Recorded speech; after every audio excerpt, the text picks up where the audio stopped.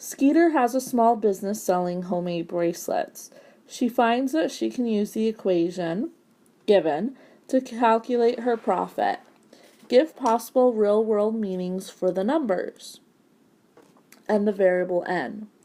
Well, since this equation, it says models profit, and she's selling bracelets, I'm going to go ahead and let n be the number of bracelets sold.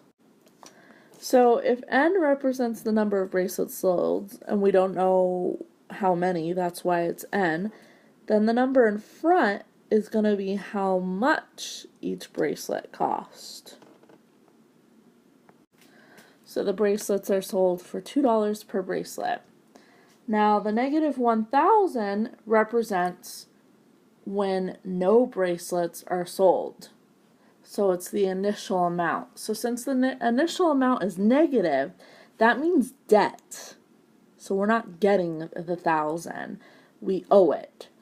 So the negative 1,000 could represent the initial money that she spent to start the business. So the amount she owes back, or the amount of loan she took.